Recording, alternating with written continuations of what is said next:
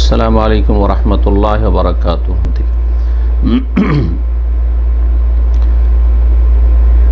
10 নম্বর প্রশ্ন। প্রিয় শেখ, আমি আমার ছোট ভাইকে আপনার মতো গড়ে তুলতে চাই। ওর বয়স এখন 8 বছর, তাই আপনার পরামর্শ চাচ্ছি আপনার মতো করে তার শিক্ষাগত ধাপগুলি কিভাবে হওয়া উচিত তার সম্পর্কে। মাশাআল্লাহ, খুব ভালো কথা। তবে আমি বলবো যে আপনার আল্লাহর কাছে আশা আকাঙ্ক্ষাটা অনেক বড় থাকতে হবে। জি, আপনি আমার মতো কেন বলবেন, এত ছোট কেন বলবেন? আপনি বলবেন যে আমার ভাইকে বা আমার ছেলেকে আমি ইমাম ইবনে তাইমিয়া রাহিমাহুল্লাহর মতো করতে চাই, ইমাম বুখারী রাহিমাহুল্লাহর মতো করতে চাই, ইমাম আবু হানিফা, শাফি, মালিক, আহমেদের মতো করতে চাই, এইরকম সাহাবায়ে কেরামদের মতো করতে চাই। আল্লাহ রাব্বুল আলামিন যেন তৌফিক দান। আল্লাহর কাছে অসম্ভব যেটি আপনার জন্য আমার জন্য সেটা চাওয়া নিষেধ, কিন্তু অসম্ভব তো নয় কিছু। জি, অসম্ভব তো কিছু নয়, এগুলি সব সম্ভব। সুতরাং অনেক বড় আশা রাখবেন আল্লাহর কাছে, ভালো আশার ক্ষেত্রে অনেক বড় আশা রাখবেন, এবং শুধু আশা করলে হবে না, আশা অনুযায়ী কাজ করতে হবে, তাহলে আল্লাহ তৌফিক দেবে। এবং সবচেয়ে বড় যে পদক্ষেপটি আশা অনুযায়ী কাজের ক্ষেত্রে, সেটা হচ্ছে ইখলাস, নিষ্ঠার সাথে আল্লাহর সন্তুষ্টি, পরকালের মুক্তি এবং আল্লাহর দ্বীনের খাদেম তৈরি করা। দুনিয়ার কোনো গরজ নয়। কারণ অনেকে মনে করেন যে আমার ছেলেটাকে আমিও যদি মদিনা পাঠাতে পাই, সৌদি আরব পাঠাতে পাই, সেখানে লেখাপড়া করে আসবে, কিসের জন্য? তাহলে একজন ভালো আলেম হবে, তখন তার খ্যাতি হবে, সেই খ্যাতি, তাহলে তো আপনি দুনিয়ার গরজ করলেন, অথবা সে তার একটা প্রভাব হবে সমাজে। এইসব কেন চিন্তা করবেন? এগুলো সব দুনিয়াদারি। তো ইখলাস অত্যন্ত জরুরি।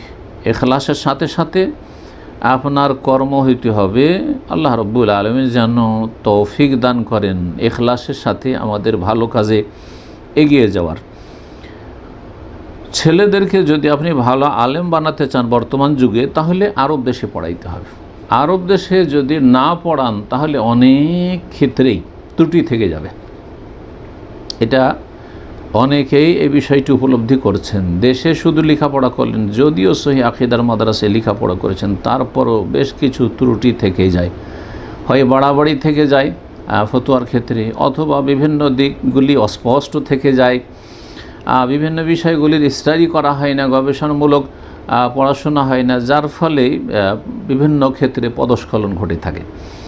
যার ফলে বলবো যে সৌদি আরবে পড়াবার চেষ্টা করবেন, বিশেষ করে মদিনা ইসলামিক বিশ্ববিদ্যালয় অথবা জামিয়াতুল ইমাম মোহাম্মদ বিন সৌদ আল ইসলামিয়া রিয়াজ ইসলামিক বিশ্ববিদ্যালয়, এসব বিশ্ববিদ্যালয়গুলি থেকে যদি পড়াতে পারেন। আর এখানে আসার জন্য দেশে, ভারত বাংলাদেশে দুটো পদ্ধতি আছে। একটা হচ্ছে আপনার আলিয়া মাদ্রাসাগুলি থেকে দাখিল করে তারপরে এখানে আসার জন্য অ্যাপ্লাই করা, দাখিল আলেম, আর ভালো রেজাল্ট করা। আর আরেকটা হচ্ছে যেসব বেসরকারি মাদ্রাসা রয়েছে, কওমি মাদ্রাসা, মাদ্রাসা নিজামিয়া মাদ্রাসা, কিন্তু সেই মাদ্রাসাগুলি মঞ্জুরিপ্রাপ্ত মদিনা ইউনিভার্সিটি থেকে বা সৌদি আরবের শিক্ষা মন্ত্রণালয় থেকে, সেসব মাদ্রাসা থেকে আসতে হবে। আশা করি ইনশাআল্লাহ তাআলা সহজ। এছাড়া আলহামদুলিল্লাহ আজকাল সৌদি আরব প্রাইভেট ইউনিভার্সিটিতে 2-4টা করে ছেলে নিচ্ছে ইসলামিক ফ্যাকাল্টিগুলিতে। সুতরাং এটা একটা ভালো সুযোগ, যেটা আমাদের যুগে ছিল না।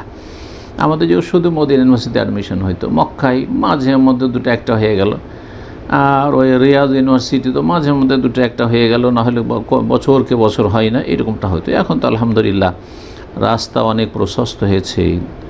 আল্লাহ রাব্বুল আলামিন যেন সহজ করে দেন, এবং আল্লাহ যেন আপনার ইখলাস আমলে বরকত দান করেন, মনের আশা আল্লাহ পূরণ করেন।